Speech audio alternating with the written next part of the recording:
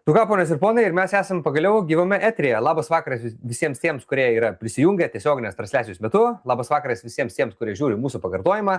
Mano vardas yra Mantas Simaitis, šalia mane sėdi Daina Bogdanienė ir mes šiandien jau trečią kartą susitinkam su jumis mūsų webinare Kaip prisijaukinti Norvegiją. Ir šiandien, ponės ir ponai, trečiasis mūsų webinaras yra būtent skirtas tiems, kurie nori pakeisti savo darbą arba ieško darbo ir kartais iškelia klausimą, kodėl yra sudėtinga susirasti darbą Norvegijoje. Taip kad, ponės ir ponai, šiandien per artimiausią 30-45 minutės mes kartu su Daina pabandysim atsakyti į pagrindinius klausimus ir padėti jums geriau integruotis į darbo rinką Norvegijoje.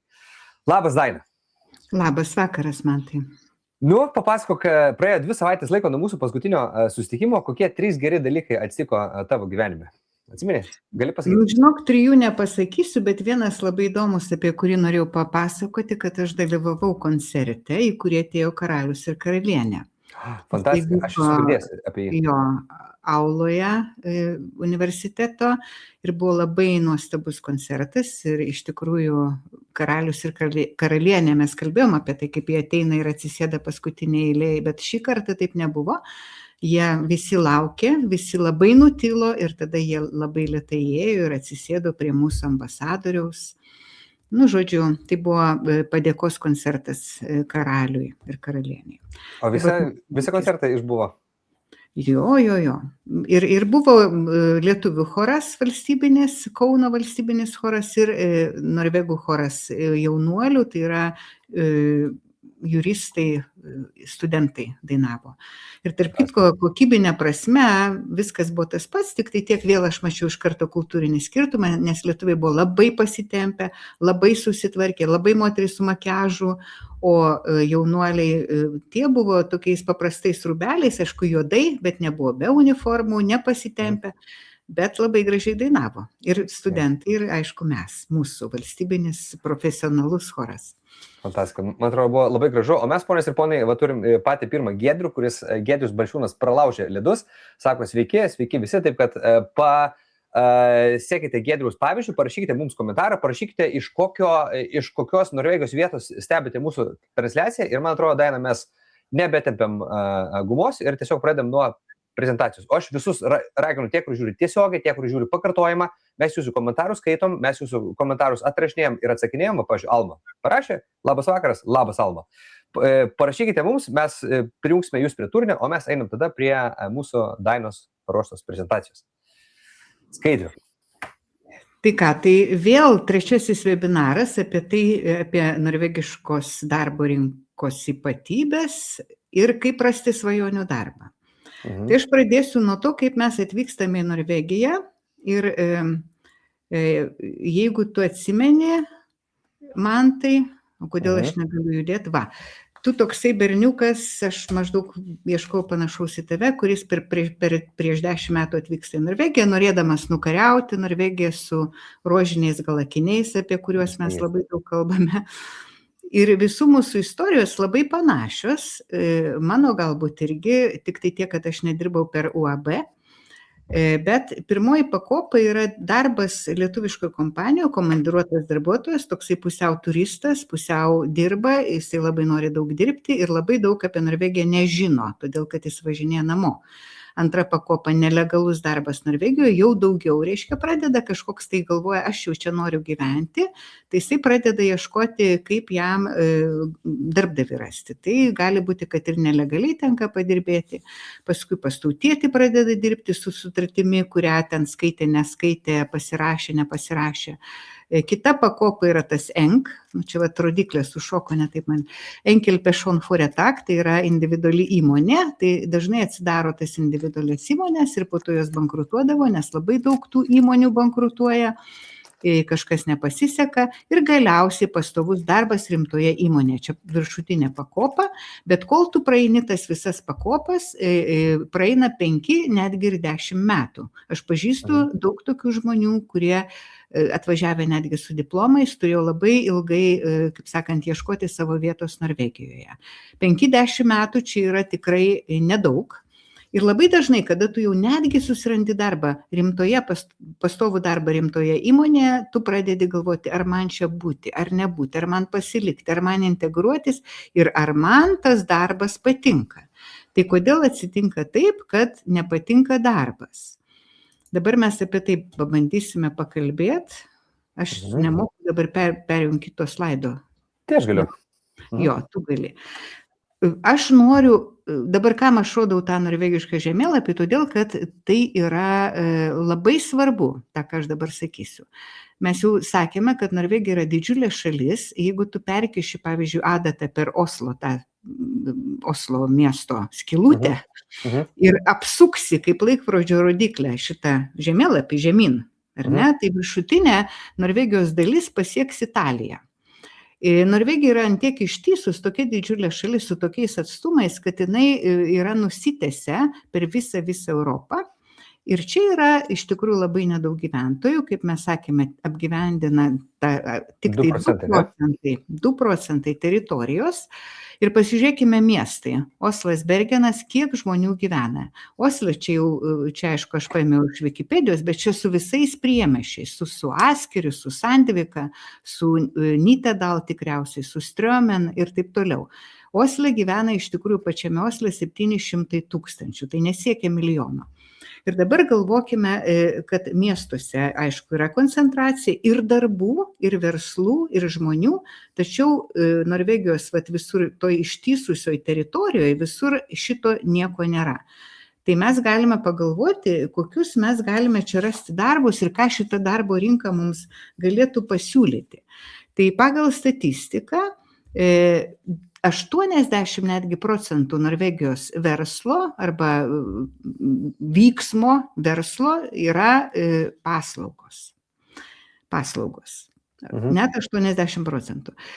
Kaip norvegai patys vadina, vi klipper hår på hverandre. Mes vienas kitam kerpam plaukus. Plaukučius, Jo. Arba lietuviai dar, aišku, ir klijuoja ten tos plaukus, ir blakstienas, ir nagus. Ir paslaugų spektras yra didžiulis, bet kad tas paslaugas nusipirkti reikia, aišku, turėti pinigų. Tai kągi norvegai gamina, iš kur jų pinigai atsiranda. Ir aš čia noriu prisiminti tokią istoriją, kai aš dirbau Oslo savivaldybės projekte, bendradarbiavimas su Vilniaus savivaldybė, ir mes važiavome su autobusu į Lillehammerį ir pasakojau apie Norvegijas lietuviams, aš vertėjau, aš buvau koordinatorė, vertėja to projekto. Tai buvo 2000 metais, tai prieš 25 metus. Ir paklausė vienas autobuse važiavęs keleivis iš Vilniaus savivaldybės, sako, gerai, aš viską suprantu, Norvegija labai graži, viskas čia labai gerai veikia, juos labai nustebino, kad ir kaimo vietovės yra, viskas veikia kuo puikiausiai, žmonės kalba angliškai, žodžiu, kad ten yra gerbuvis, ne taip kaip Lietuvoje kaimas nebūdavo gerbuvio, ar ne? Norvegijoje viskas yra išskirstyta. Ir paklausė jos, norvegai, ką jie gamina, ką jie parduoda ir iš kur jie pinigus gauna. Ir ta Norvegija, Oslo savivaldybės atstovė, jinai nesugebėjo atsakyti. Jinai visą laiką sakė, pas mus yra darželiai, pas mus yra mokyklos, pas mus yra ligoninės, pas mus yra universitetai, pas mus yra savivaldybės, žmonės tenai dirba. Jisai sako, taip, aš suprantu, bet sako, čiagi biudžetininkai. Čia jiem pinigus valdžia duoda šitom visom darbo vietom, ar ne? O iš kur jie uždirba? Ir pati Norvegija, jinai nesugebėjo ir net nesuprato tikriausiai klausimo. Tai aš noriu paminėti, kad yra toksai dalykas, kad Norvegija turi labai daug pinigų, bet labai daug pinigų jos yra iš naftos fondo.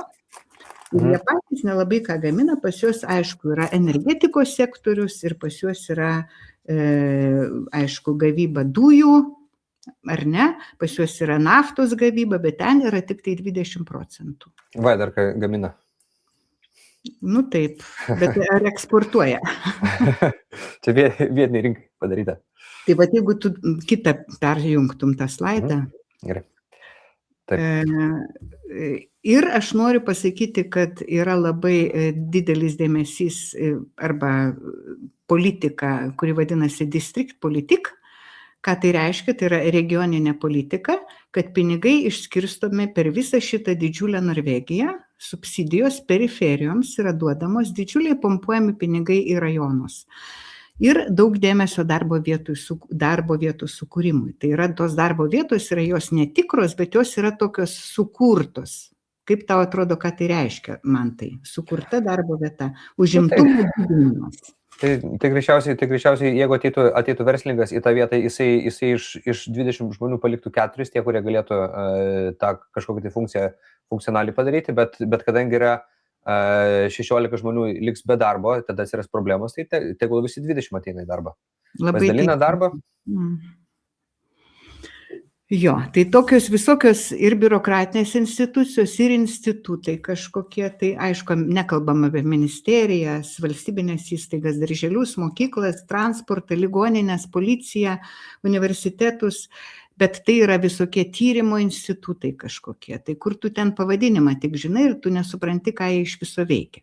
Tai va šitas irgi yra visur įkurta, pavyzdžiui, Brønnøysundregister, tikriausiai girdėjo visi šitą žodį, tai yra viešasis registrų centras ir jisai registruoja. Viskas labai. Gerbėjai rašo jau turbūt. Negerbėjai, jo. Žodžiu, registruoja visus absoliučiai verslus ir įmonės ir taip toliau. Tai va, jis ten yra įkurtas, pavyzdžiui, Šiaurės Norvegijoje. Tai čia yra Brønnøysund, toksai miestelis, kuriame visa tai vyksta. Dėl to ir vadinasi? Dėl to ir vadinasi? Nuo vietovės, Brønnøysund registrą. Jisai labai sunkiai ištariamas užsieniečiam, bet dėl vietovės, nes jisai tenai yra. Tai vad žmonės aprūpinami darbo. 2006 metais darbo inspekcijos arbeidsdirektorate, tai čia mūsų viršininkai yra, pavyzdžiui, juos iškeldino į Trondheimą, pavyzdžiui, sugalvojo taip. Tai dabar mūsų valdžia yra Trondheime, buvo Osle, todėl, kad jie nori, kad ten irgi žmonės gautų darbą ir kad ten tie vietiniai žmonės galėtų dirbti. Tai va, čia yra regioninė politika. Ir jeigu mes galim toliau važiuoti, jeigu... Aš dar labai sekundėlę, kaip tik Dovilė parašė, sako, ar bus galima peržiūrėti įrašą. Taip, Dovilė, įrašą bus galima peržiūrėti. Aš iš tikrųjų labai raginu visus padaryti 2 dalykus. Pirmasis, kas jau padarė šitą, tai yra Mantas Barauskas, visi arba palaikinkit, arba palovinkit, arba kažkokią tai padarykit interakciją iš tam video, arba parašykit kažkokį tai komentarą, nes Facebookas yra labai negailestingas ir jeigu turinys neturi daug kažkokių tai interakcijų, tas turinys yra pakišamas po kačiukų ir šuniukų nuotraukomis. Tai vat, padėkite mums su Daina pasiekti kuo daugiau žmonių. Antras dalykas, mes su Daina kiekvieną kartą stengiamės vis pasidalinti transliaciją, parodyti jums, kaip mums sekasi, kokias prezentacijas esam paruošę, o aš norėčiau paprašyti jūsų, jeigu jūs kartais gyvenat kažkur tai kitoj vietoj administracijos regione ir turite kažkokius tai forumus, tai pasidalinkit į tos forumus šitą transliaciją, galbūt padės. Į Bergeno oficialų puslapį, į Trondheimo, į visos Norvegijos, taip pat pasieksime visą Norvegiją. Taip, Aurimas irgi sako labas vakaras, o mes, Daina, einam tada prie kitos, ne, skaidrės. Jo. Tai vat, aš jau pradėjau valdyti. Žodžiu taip, aš dabar tokį čia pati nupaišiau, žodžiu, tokią schemą, kaip man atrodo ta norvegiška darbo rinka. Tai va čia viduryje yra norvegiškas burbulas, kuriame yra geroji, nuostabioji norvegiška darbo kultūra, kurios mes visi siekiame ir į kurią mes visi norime patekti, kur tu gali sirgti ir tavęs nebars, kur tu gali dirbti lėtai, taip kaip Norvegai ir taip toliau. Tai tas rožinis norvegiškas darbo burbulas, in the bubble, kaip anglai vadina, reiškia, kur yra labai gerai, kaip sako, kaip inkstas taukuose. Tai vat, darbdavys laikosi įstatymų, darbuotojai reikalauja savo teisių, pirmiausia apie žino, ten veikia visokie Verne ombud, ten veikia BHT, bendrivis Helsetienas, tai visos tos taisyklės, kurios yra darbo kodekse. Ir geras bendradarbiavimas tarp darbuotojų darbdavio, komunikacija gera, ir taip pat tarp profsąjungų, darbdavių ir darbuotojų ir su valdžios organais. Tai va čia yra tas burbulas, kuris yra viduryje, apie kurį visi svajoja ir ten, kur dirba daugiausiai norvegų ir norvegai ten nori dirbti, ten tos geros darbo vietos. Tačiau kai kurios darbo vietos atsidūrė užribyje, tam šešėlyje vadinamam. Ir dabar žiūrime, kas ten, jie vadina jau visuose savo raportuose, UTSAT irkėsi, paveiktos profesijos. Ten dirba 80-90% užsieniečių. Ir tai yra fiske production žuvies, reiškia, pramonė, transportas, žemės ūkis, valymas, viešasis maitinimas ir apnakvindinimas, mašinų, automobilių taisyklos, plovyklos ir taip pat statybos.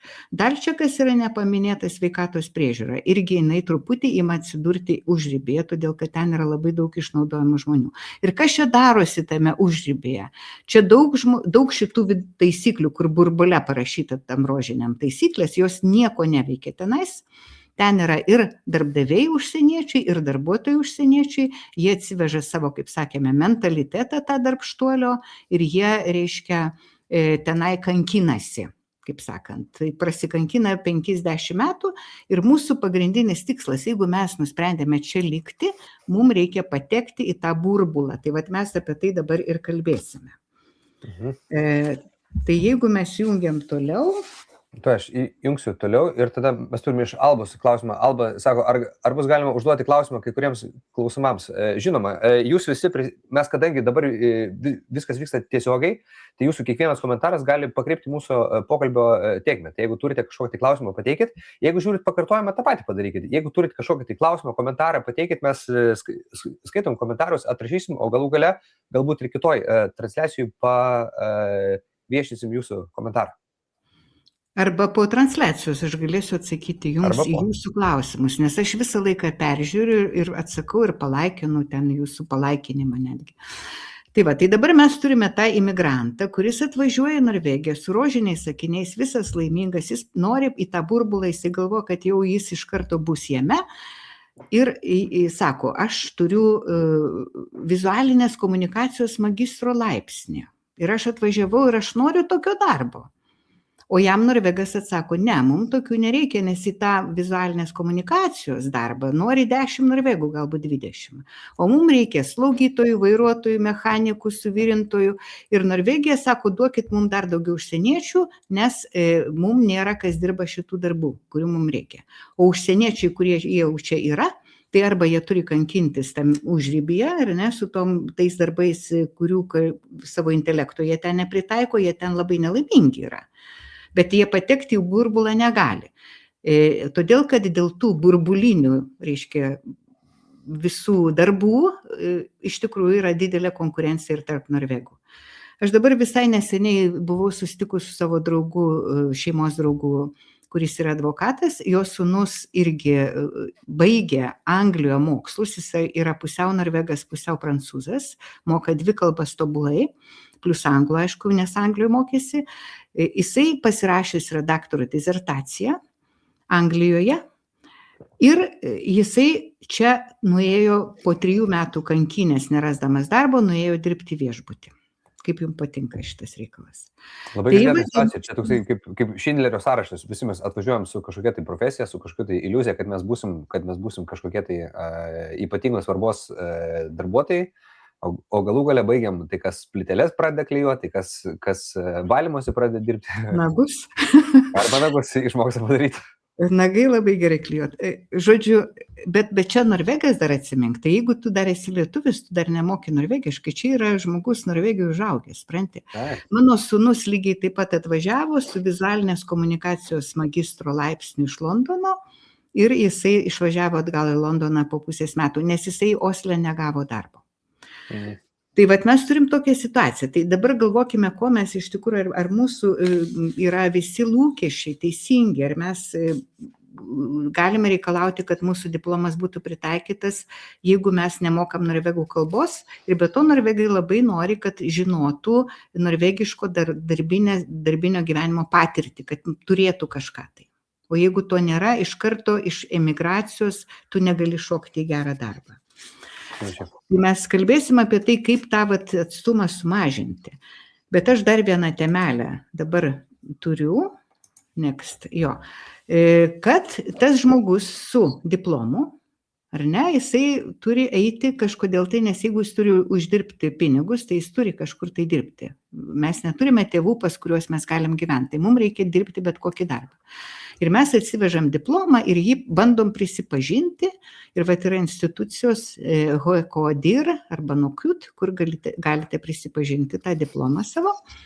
Bet turite žinoti, kad yra tokia specifika Norvegijoje, kad ne visada tą diplomą jūsų darbdavys pripažins.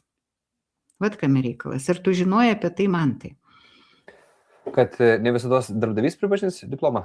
Jo. Tai greičiausiai jo, jeigu jisai neadekvatus yra būtent tai sričiai, kur darbuosis, tai vienas minusas gali būti, arba jeigu yra tam tikri specifiniai skirtumai tarp šalių tam tikroje srityje, tai greičiausiai čia irgi galėtų būti kaip argumentas, dėl ko nepripažinti. Taip, arba jisai sakys, gerai, kad tu turi diplomą, bet mano darbas, kurį aš tau duodu savo įmonė, visiškai netitinka tą, kad tu, jo, pavyzdžiui. Arba jie gina savo darbo rinką. Kodėl elektrikam reikia taip ilgai prisipažininėti savo popierius atsivežtus ir praktiką kažkokią atlikti? Aš tai nežinau iš tikrųjų visos tos eigos ir proceso, bet aš girdėjau, kad tu iš karto negali su savo elektriko popieriais, nors pripažįsta NOKUTas tikriausiai, ar kas, nežinau, žinokit, aš galiu čia jau pameluoti, bet aš čia spėlioju. Todėl, kad jie nori, kad jų pačių elektrikai turėtų darbo. Taip. Ir kad nenupigintų tų jų elektrikų, pigūs elektrikai iš Lenkijos ir iš Lietuvos. Arba santechnikai, čia lygiai tas pats yra. O čia vat Laimonas Vinikaitis galėtų komentuoti kažką, tai jeigu jisai klauso. Jisai labai žino šitą specifiką. Tai žinokite, nes aš sulaukiu labai daug klausimų, ar mano pripažint turi diplomą darbdavys. Tai vat iš karto žinokite, kad nebūtinai. Ir aš esu, kaip sakėme, rašau tinklaraštį, gyvenu Norvegijoje.no, parašiusi esu straipsnį ir ten yra su nuorodom, ką pripažįsta, ko nepripažįsta, kai kurias profesijas pripažįsta. Nueikite www.gyvenunorvegijoje.no ir ten yra šitas straipsnis, galite pasiskaityti.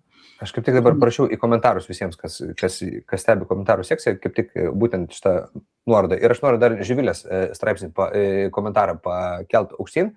Sako, labai įdomi tema. Dalyvauju pati atrankos procese, tame rožinėme burbule, didelė konkurencija ir tarp norvegų.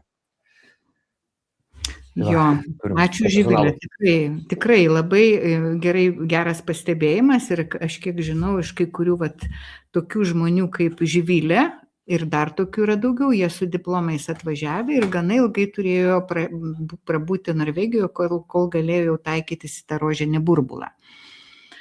Arba turi labai logiškas dalykas. Aš iš dalies suprantu, kad yra sudėtinga žmonėms, tie, kurie atvažiuoja į kitą šalį ir nori gauti darbą atitinkamą tokį, kokį išsilavinimą turi, bet iš kitos pusės tu tada atimi tą darbą iš vietinių, kuris yra baigęs vietinį darželį, vietinę mokyklą, turi vietinių draugų, moka tobulai kalbą ir turi konkuruoti su tavim, kuris atvažiavęs iš kitos šalies ir per pirmą mėnesį 2-3 nori įsidarbinti, tarkim, meteorologų, tarkim, arba to pačiu elektriku.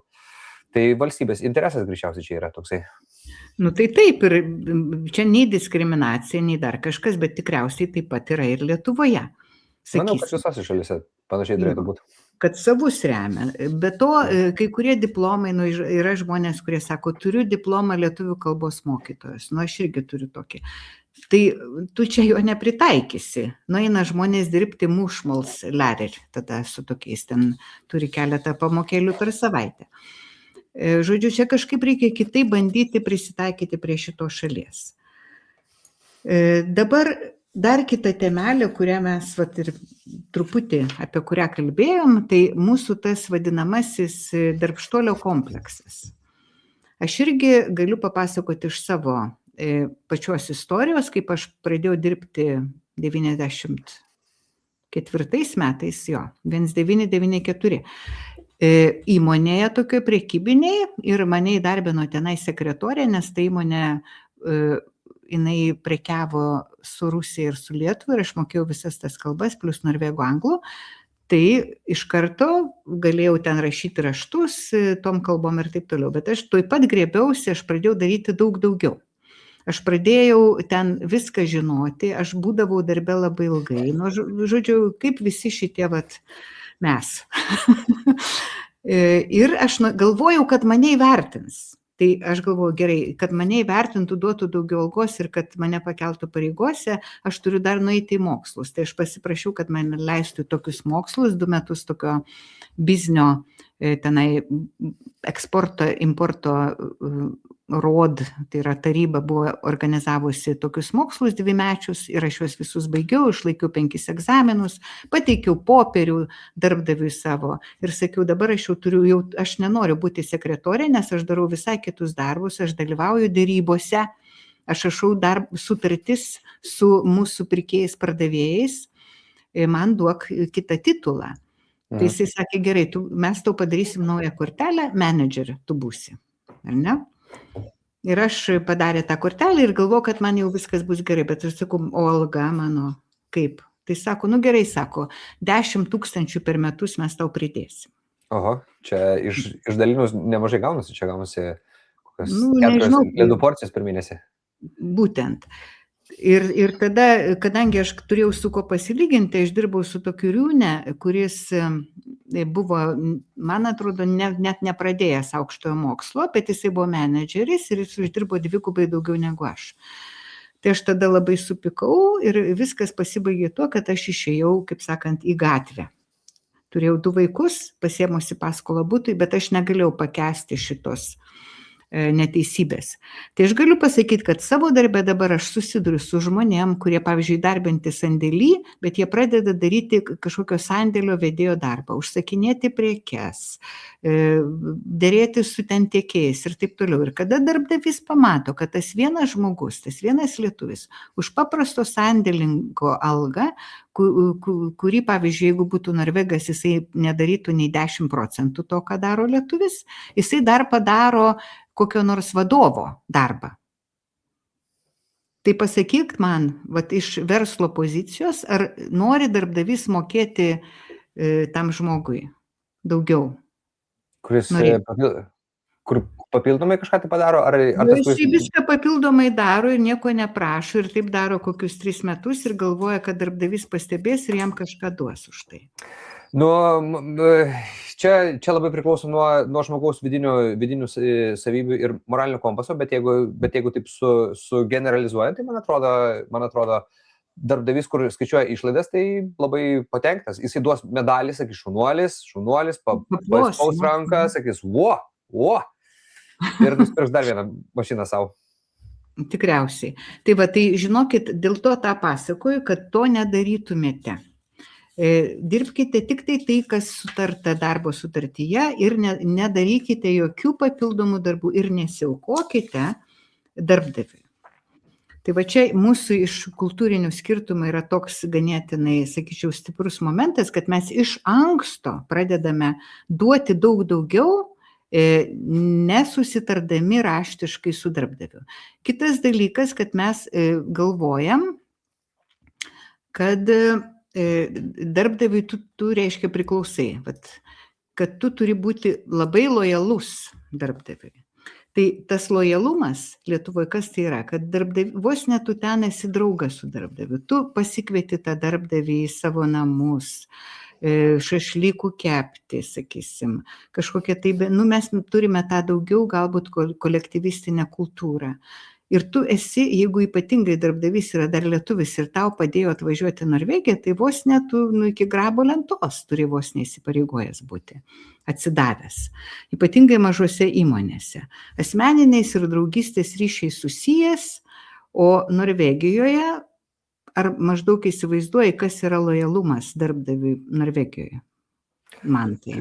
Tai jisai labai skirtingas yra nei kad yra kitose postsovietinėse valstybėse, nes visas tas Lietuvos tas nuolankumas darbdaviui atėjo iš to postsovietinio sindromo, kad darbdavys yra direktorius, titulas, statusas.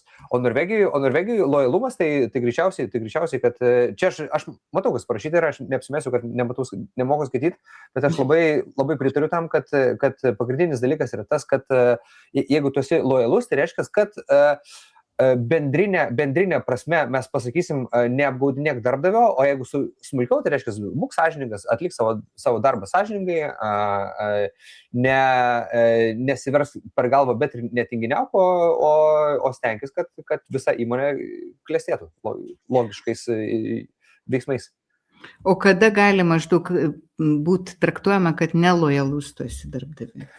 Tai greičiausiai, kad tos jau pertraukos yra ilgesnės nei kad galima, kad tas laiko vilkinimas jisai ilgesnis nei kad Norvegijoje yra leidžiama, kad švaistomi resursai, švaistomas laikas ir taip biškai apvaginėjimas, galim sakyti, darbdavys. Mano nuomonė taip turėtų būti. O jeigu, pavyzdžiui, tu dirbi garaže ir taisai automobilius ir po darbo dar pasiimi darbo jau savo garaže pataisyti kokiam klientui, vat čia yra nelojalumas ar ne? Jo, čia yra nelojalumas, bet jisai nelojalumas norvegams yra, o mums lietuviams yra papildoma halturkė vadinamas ją. Bet va čia jau tikrai gali išmesti iš darbo dėl šito dalyko. Jeigu tu klientui pasakysi, tu dirbi kirpėją, o po to pasakysi, ai, tu ateik pas mane namo, aš tau, žinok, padarysiu pigiau. Tu geriau neik pas mane į darbą, tu geriau namo ateik pas mane. Ne. Arba dar kitas, kas, žodžiu, yra nelojalu, taip, net pamiršau, žodžiu, gal prisiminsiu. Dar kitas dalykas, kas lietuviškas lojalumas, kad mes bijome išeiti iš darbo, kad mums atrodo, jeigu aš išeinu iš darbo, tai aš darbdavį išduodu. Toks jaučiasi. Ir pas mane, kai aš jaunas vyrukas išeitinėjau iš darbo prieš atvažiuojant čia, tikrai aš prieš kolektyvą stovėjau, nuleidęs akis ir sakau, aš išeinu iš darbo. Ir toks atrodo, kad kažką tai prisidirbęs, kad čia viskas, aš palieku čia. O pasirodo. Jo, net baisu pasakyti. O mane labai nustebino mūsų darbe, nes aš esu tokia lojali kvailė, kaip aš save vadinu, nes aš supratau, kad man reikėjo ieškoti kito darbo ir man būtų tikrai padidėjusi alga tikriausiai. Nes Norvegijoje yra labai sveika keisti darbą kas 3-4 metai, ypatingai jauniems žmonėms dabar. Ir kad išeiti iš darbo tikrai nieko nėra blogo. Ir tu gali vėl grįžti į tą patį darbą, kas įdomiausia. Pas mus yra išeina, po to vėl grįžta. Ir kitas dalykas, kad žmogus, pavyzdžiui, ateina kokia nauja juristė darbo inspekcijai, visiškai ką tik baigus mokslus, jinai padirba pusę metų, staiga jinai neščia, jinai gimdo vaiką, vaikas serga, į darbą neina, tada biškė ateina, tada vėl jinai, ir žodžiu, jinai taip pradirba 2 vaikus, ten susilaukia 2 vaikų, visi sveikina su vaikučiu ten padidėjimu ir šeimos pagausėjimu. Ir jinai darbe praktiškai nesirodo, taip praeina 5-6 metai ir žmogus toksai išeina iš darbo.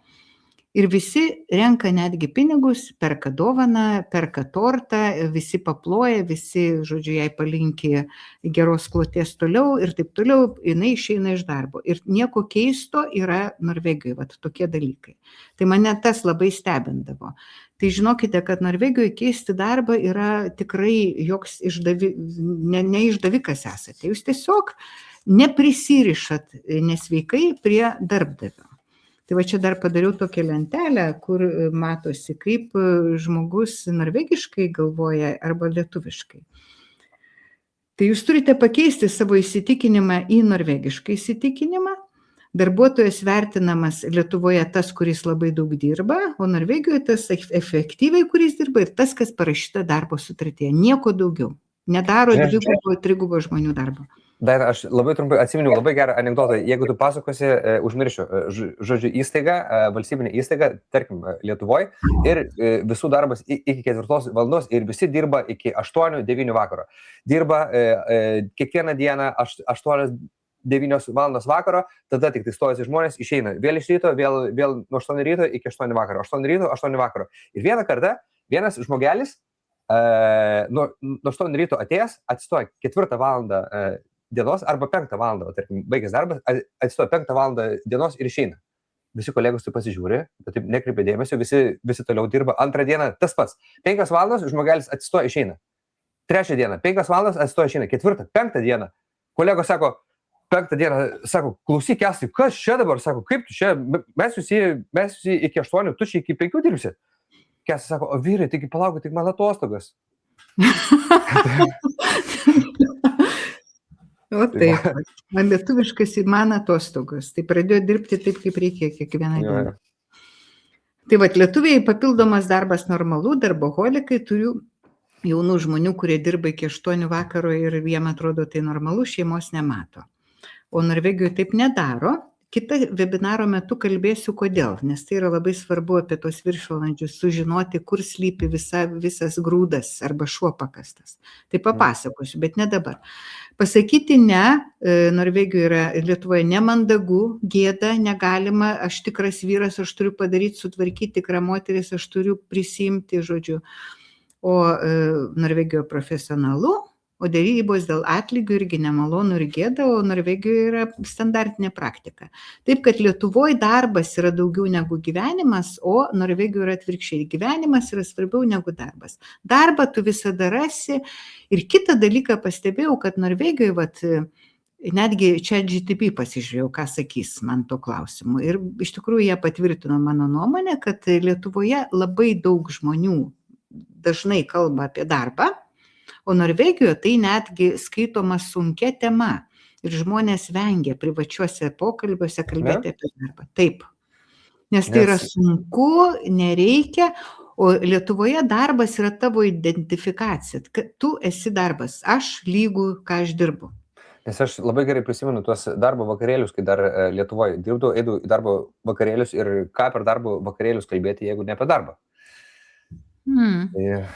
Aš irgi tą pastebėjau, aš bandydavau, atsimenu, kalbėti su savo kolegom, ten vyksta kažkoks restorane, balius, kažkas, tai ir aš apie darbą. Ir jie taip matau, kad nuo manęs nusisukdavo ir pabėgdavo, nes jiems buvo visai neįdomu, visai. Tai aš dabar tik tą supratau, kad negalima to daryti.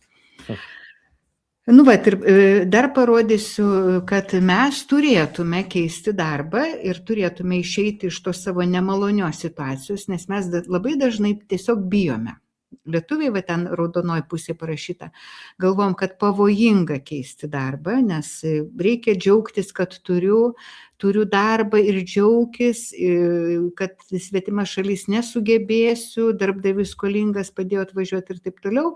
Ir lojalumas, kuo ilgiau dirbsiu, kuo daugiau dirbsiu, tai tuo labiau mane įvertins, kažką tai duos po to. Žinokit, dabar taip jau nėra. O sveikas požiūris, kad žmogus turi turėti netvarką, sociumą, kaip sakei, tai reiškia aplinką, kažkokie socialinius ryšius ir tada didesnės galimybės konkuruojant tau bus. Darbdaviui tu neturi jokių įsipareigojimų, jokių emocinių prisirišimų prie jokio darbdavio, jokia negėda keisti darbą ir tas sveikas lojalumas. Aš esu lojalus savo profesijai, o ne savo darbdaviui. Ir aš neatsakingas už to mano darbdavio verslą. Kaip labai dažnai darbdaviai sako, nuklausyk ten Petrai, Jonai, taigi sužlugsim, jeigu neateisi, tai čia bus, žinai. O koks mano reikalas? Ne mano verslas yra. Ir norvegam tai yra visiškai įprasta taip galvoti. Tai aš tiesiog pabaigiau, aš turiu dar paskutinę savo, jau reiškia, maldelę ant galo, bet aš norėčiau, kad tu tada pristatytų mūsų svečią ir ką jisai pasakys, nes mes turim svečią. Jo, ponios ir ponai, aš tada įjungsiu. Taip pat mes su Daina sugalvojom biškai paįvairinti mūsų transliacijas, tai kad ne tik tai jūs klausytumėt mūsų dviejų pokalbio, tiksliau Dainos prezentacijos, o mano kažkokio tai vieno kito komentaro. Mes šiandien turim svečiuose Darių Balturkonį.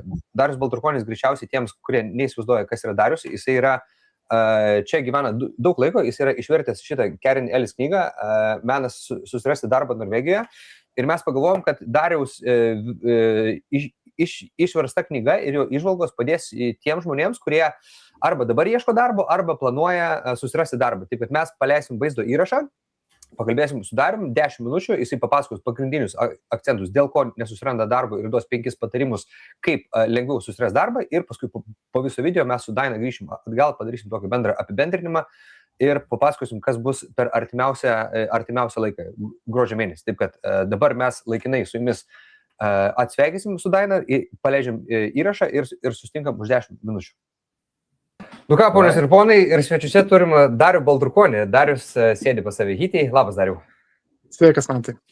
Nu, kaip tavo nuotaikas? Išvažiavai iš lietingo Oslo, esi telemarkė Hytoj. Kaip oras už lango?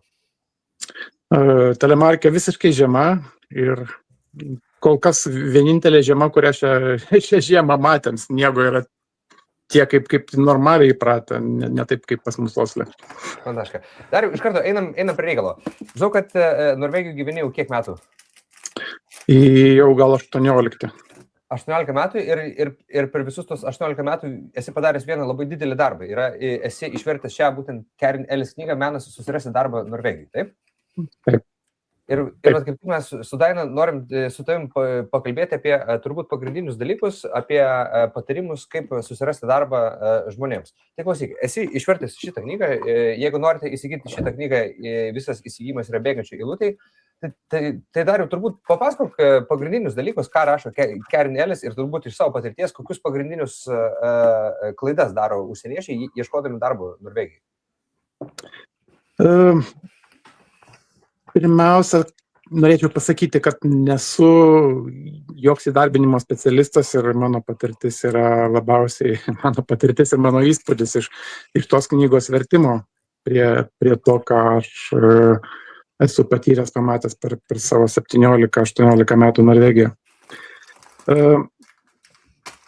Keli svarbiausi dalykai, kas labai ryškiai matosi toj knygoje, ką mums bando pasakyti Karin Ellis, kuri yra tikrai daug metų, aš galvoju, gal 20-30 metų jinai dirba ir kaip darbuotoja, ir kaip darbdavys, ir kaip HR-as, kuris samdė žmonės, savo patirtį jinai yra sudėjusi į savo knygas, pritaikytas būtent užsieniečiams, kurie ieškosi darbo Norvegijoje. Ir pagrindinis didžiausias dalykas turbūt, ką užsieniečiai, kaip aš suprantu iš tos knygos ir iš savo patirties, aišku. Pirmas dalykas, pirma klaida, kurią daro užsieniečiai, tai yra, jie bando Norvegijoje rasti darbą taip, kaip jie pratę savo šalyse. Konkrečiai šnekant apie lietuvius, mes esam mokyti, mes turim patirtį iš Lietuvos ir mūsų, tiesiog darbo kultūra Lietuva yra tokia, kad parduodami save, mes bandom parodyti save kuo geriau, taip kaip mes išmokę iš amerikiečių, sakyčiau. Pagrindinės savybės, kodėl aš geras, kodėl reikėtų mane paimti. Tas neveikia Norvegijai? Tas, iš esmės, tu negali, tas Norvegijoje labai veikia gerai, bet labai didelis skirtumas Norvegijoje yra, kaip tu tai pasakai. Jeigu tu pasakai, aš geriausias, aš esu toks, aš laimėjau geriausio darbuotojo titulą, Norvegai tavęs mes iš karto. Nes jie tai supranta kaip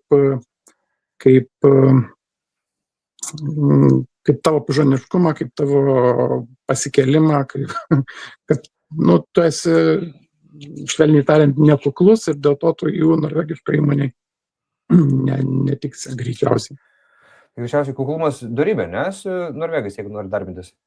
Jo, šitoj vietoj, nežinau, vienas iš svarbiausių dalykų. Tai, ką turi Norvegai, tai kas vadinama janteloven, toks kaip ir kodeksas nerašytų taisyklių, jau parašytų taisyklių, aišku, kad tu nesi geresnis už kitus, nors ir galbūt niekas kitas už tave nėra geresnis. Bet jeigu tu pradedi girtis ir pradedi apie save šnekėti daugiau negu apie kitus, tai šitoj vietoje Norvegams įsijungia raudonos vėliavėlės. Ir greičiausiai tavęs net nepakvies į pokalbį. Supratau. O sakai, pavyzdžiui, aš čia matau daug prašytą ir parodė, kaip CV parašyti ir kitus dalykus. Ką galėtum, pavyzdžiui, 5 patarimus, kokius išskirti žmonėms iš tos knygos, kaip lengviau padėti susirasti darbą? Pirmiausia, kas Norvegijoje gerai veikia, tai yra networkas, tinklas, pažintis. Ta prasme, jeigu tu nepažįsti nieko ir tavęs niekas nepažįsta, tai bus labai sunku. Vadinasi, reikia prieš arba ieškant darbo Norvegijoje reikia tuo pačiu bandyti susikurti savo tinklą. Tam galite savanoriauti, tam galite įstoti į organizacijas, tam, kad ir, nežinau, nueiti į talką, kurią organizuoja kaimynai, yra jau žingsnis į tą pusę. Kuo daugiau pažįsti žmonių, kuo daugiau žmonių tave pažįsta ir gali tave kažkurioje vietoje parekomenduoti, tuo tikėtina, kad darbą rasite lengviau. Žiūrėjau, pirmas patarimas - darbą ieškoti per žmogišką ryšį, ne oficialų tik tai siunčiant CV, bet susikontaktuojant su tam tikrais žmonėm, praplėšiant tinklą, įsiintegruojant į būtent į tą atmosferą ir taip susirasti, ne? Jo. Labai geras patarimas. Antras patarimas - rašant motyvacinį laišką, rašant CV, labai vengti tokių sakinių kaip aš buvau geriausias ir aš tą moku, aš tą galiu. Vat šito Norvegijai, šitokie dalykai nepraeina Norvegijai. Visada galite parašyti. Ta prasme, jeigu jūs esat, pavyzdžiui, buvęs geriausias darbuotojas savo srity, jūs galit tiesiog pridėti savo tą diplomą, kurį jūs turite geriausio darbuotojo, bet apie tai geriau nerašyti. Arba jeigu būtinai norite parašyti, galite parašyti. Mano bendradarbiai mane, kad aš esu ten ir ten visai nebloga. Žodžiu, antras patarimas stengtis kuo mažiau per savo prizmę sakyti, koks aš esu geras. Ir jeigu jau nori pasakyti, tai arba parodyti kažkokį tai įrodymą kaip diplomą, arba suformuoluoti taip, lyg tai, kad kiti galvoja apie tave taip, Jo. Labai teisingai. Labai geras antras patarimas. Jo, parašyti apie savo pomėgius irgi labai svarbu, nes norvegiškos tradicinės įmonės, žmonės tradicinėse įmonėse, jie galvoja, kad priimdami naują darbuotojų darbą, jie priima kaip ir savo, ne tik tai kažkokį asmenį, kuris ten darys jiems užduotis, bet ir kaip dalį jų kolektyvo, su kurio jiems reikės bendrauti, su kurio jiems reikės palaikyti normalų šiltą žmogišką ryšį, dėl to jūsų pomėgiai ir kas jūs esate, ne tik kaip specialistas, irgi yra labai svarbus. Jo, man atrodo, irgi labai geras patarimas, ne? Kad jeigu norint įsilieti į kažkokį tai ne tik tai darbo, bet ir į žmonių kolektyvą, tai greičiausiai tas darbuotojas yra atrinkamas ne tik tai pagal savo darbinius įgūdžius, bet ir pagal asmenybę. Jo. Labai geras patarimas. Dar vienas dalykas, irgi žiauriai svarbus Norvegijoje ir tą tikrai esu ir susidūręs ir girdėjęs, jeigu darbdavys rimtai galvoja apie tai, kad jūs priimti į darbą, jis visada pasiskambins jūsų rekomenduotojams. Prasme, kai CV rašot rekomendacijas, tai gali tikėtis, kad potencialus darbdavys būtinai pasiskambins. Nes čia labai įprasta, labai populiaru ir labai mėgstama. Žodžiu, ketvirtas patarimas būtų, jeigu rekomenduoja žmogų, tai geriausia būtų rekomenduoti tą, su kuriuo nesate susipykę, o yra geri darbiniai santykiai, ne? Jo. Ir taip pat, aišku, labai geras patarimas įspėti tą žmogų, kurio rekomendacijos prašot, kad jam skambins, kad nebūtų tai jam staigmena. Ir jeigu penktą reikėtų, pavyzdžiui, išskirti iš šios knygos? Paskambinti darbdaviui prieš siunčiant, paskambinti darbdaviui po to, kai išsiunčiat savo aplikaciją. Tuo prasme, iš esmės šitas patarimas, ko gero, visose šalyse veikia ir paskambindami potencialiam darbdaviui jūs jau save šiek tiek iškeliat virš kitų, kurie neskambina. Jūs atsimins geriau ir jūs tuo parodot savo susidomėjimą, savo potencialią darbo vietą. Žodžiu, penktas patarimas būtų empatiškai įsijausti į darbdavio pusę, suprasti, kad darbdavys gauna daugybę CV ir daugybę motyvacinių laiškų ir būti vienu iš tų žmonių, kur asmeniškai pasiteirauja Jo. apie patį procesą, apie patį reikiamumą žmogaus ir kad būtent taip galbūt pastebėtum, ar ne? Taip. Tikrai taip. Aš žinau, Dariau, kad tu galėtum visą laidą padaryti apie įdarbinimą, bet kadangi mes vėl atgal grįžtam su Daina į studiją, aš tik noriu pasakyti porą dalykų, kad ar Dariau, dar turi šitų knygų pardavimui? Jo. Dar turiu ir šitų knygų, be to Karinelis yra išleidus dar 2 knygas, kurios į lietuvių kalbą neišverstos, tai kaip dirbti su norvegais ir darbas multikultūrinėje aplinkoje. Ar mes galim tikėtis artimiausiai ateityje, kad jos bus išverstos ir jos bus lietuvių kalba, bus galima įsigyti? Apie tai mes nešnekėjom ir aš galvoju, kad žmogus, kuris jau realiai patenka į norvegišką aplinką, jisai paprastai būna įgalus perskaityti ir angliškai, ir norvegiškai. Ta knyga, kaip dirbti su norvegais, yra keliom kalbom, bent jau ir norvegiškai, ir angliškai savaime aišku. Supratau. Tai ponios ir ponai, pagrindinė informacija. Jeigu norite šitos kalbos, būtent lietuvių kalbą, parašykit Dariui Baltrukonį, arba parašykit man, arba parašykit Dainai, mes patarpininkausim tarp jūsų ir Dariaus.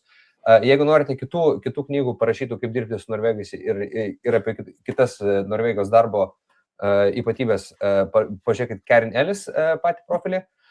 O ką, ponios ir ponai, aš noriu pristatyti Darių Baltrukonį, kuris trumpai prabėgo 5 pagrindinius patarimus, ką daryti, norint įsidarbinti Norvegijoje, ne?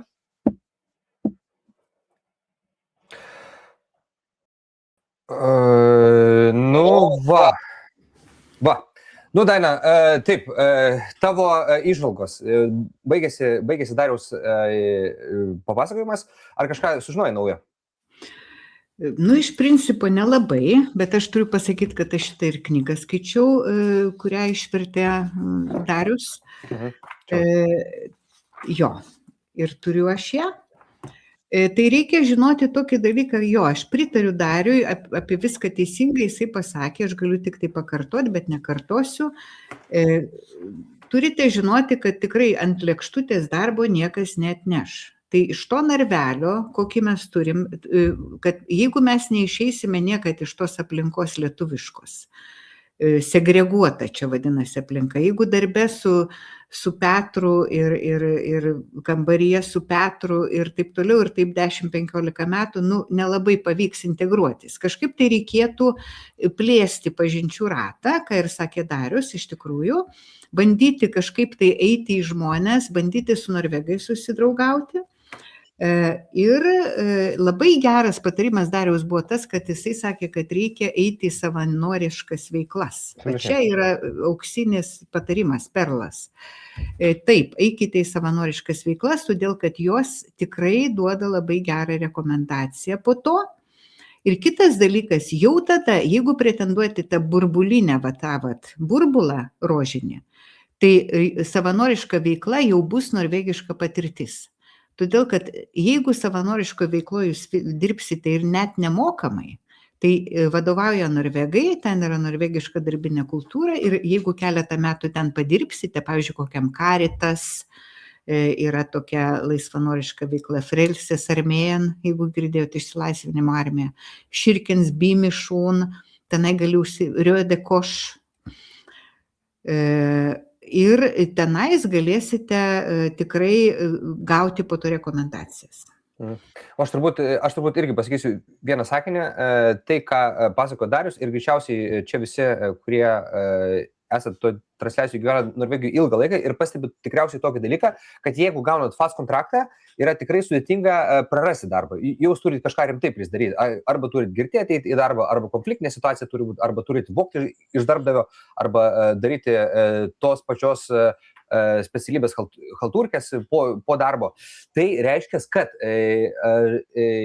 įdarbinant svetimtautį, reiškia, darbdavys irgi pagalvoja strategiškai priekį ir jam reikia ne specialisto, o jam tiesiog reikia gero žmogaus, kuris sugebės dirbti su kolektyvu, tas, kuris bus sąžiningas, tas, kuris bus žmogiškas ir to, kurio bus galima pasitikėti. Tai žinant tuos dalykus, man atrodo, iš pradžių reikia sakyti, ne koks aš geras darbuotojas, bet iš pradžių turbūt norvegiškais būdais parodyti, kad esu geras žmogus, ateiti, padėti, pasavanoriauti, šiek tiek įsilieti į kažkokį tai kolektyvą iš išorės ir va taip, man atrodo, bus galima atrasti savo svajonių darbą, ne?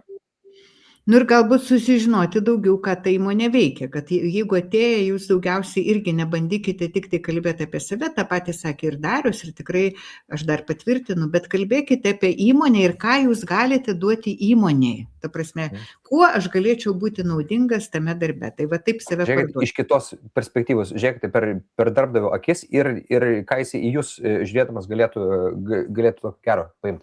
Daina, ar mes turim daugiau prezentacijų? Ne, nebeturim, bet aš mačiau, ten yra ir klausimų, tai aš nemanyčiau, kad mes dabar juos atsakysime, bet aš rytoj juos atsakysiu. Živilė sako, mano kolega Norvegas mane mokė, kad turi stovėti už savo teisės, nes niekas už tave nepakovos. Šaunuolė, Živilė. Tada turim kitą Vidmantės tokį komentarą, kur labai norėjau tą perskaityti. Sako, labas vakaras, aukštojo mokslo pripažinimas vyksta šioje institucijoje.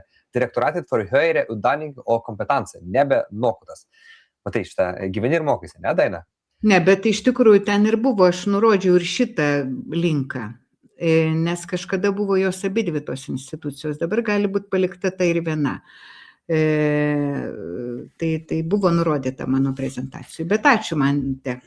Sonata irgi sakė, Vidmantė, Sonata sako, o aš kitokią patirtį turiu mokyklę Osle per vakarėlius ir per pertraukas tik apie darbą ir kalbą, bent būtent toje, kur aš dirbu, ten sunkus mokiniai.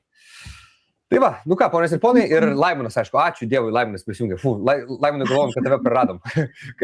Laimonas turi savų klausimų, sako, ką daryti, jeigu galimai būsimas darbdavys paskambina asmeniškai ir pasiūlo tikrai gerą darbą. Kaip Daina sakė, tu nesi darbdavio šitas vasalas, prirakintas antrankiais, jeigu gauni tikrai gerą pasiūlymą, sėkmės tu Laimonai ir uždirbk visus pinigus, kiek įmanoma. Nu ką, Daina, man atrodo, puikiai atskleidėm temą, ką mes darom dėl kitos transliacijos. Kada mes susitinkam? Turim tartis po naujų metų, bet tikriausiai jau tada palinkėkim mūsų visiems klausytojams ir žiūrovam gerų švenčių. Ir man atrodo, 1 sausio savaitę mes informuosim. Kaip tu manai? Teisingai. Jo, aš irgi tą patį galvoju, man atrodo, mes visai pasilgsim jūsų žiūrovai. Ir greičiausiai, kad po visų švenčių, tada, kada nurims, tada, kada visi grįš jau į savo rutinas, vėl, kada prasidės darbo dienos, mes su Daina vėl išeisim į eterį. Taip kad, ponės ir ponai, aš noriu dar kartelį pristatyti mūsų transliacijos pažiba. Tai yra Daina Bogdanė, moteris, išgyvenusi Norvegijų. Kiek Daina išgyvenai laiko? 35 metus. 35 metai, o aš galvoju, kad tau yra kokie 35 metai. Tai visą gyvenimą Norvegijoje gyvenanti Daina Bogdanienė. Šiandien, žinokit, dėl jūsų labai pasistengė ir netgi mikrofoną nusipirko. Tai dėl to girdėjot Dainos tokį gražų balsą. Mano vardas Rimantas Simaitis ir aš dar kartelį visus raginu, jeigu jums patinka mūsų savanoriška veikla ir jeigu jūs matote prasmės pasidalinkite tą veiklą ne tik į savo Facebook sienai, bet ir perėkite visus forumus. Įdėkite į savo tarkim, Bergeno forumą, Stavangerio forumą, Rogalando, Trondheimo, Oslo, Kristiansando, įvairiausių miestelių forumus, kad šitas turinys pasiektų kuo daugiau žmonių. Paspauskit laiką, parašykit komentarus, mes tikrai skaitom komentarus, tikrai atrašysim jums. Jeigu norit, pasiūlykite savų temų, apie ką norėtumėt pakalbėti. O mes pasakysim, kaip sako norvegai, gujul ir suvalgykit kokį tikrą norvegišką patiekalą. Kokį Daina suvalgysi patiekalą kalėdinį? Aš tikriausiai valgysiu ribę. Žinok, visi, ką klausiu iš Lietuvos, visi prie kiaulienos, visi ten. Mes mėgstam lietuviai.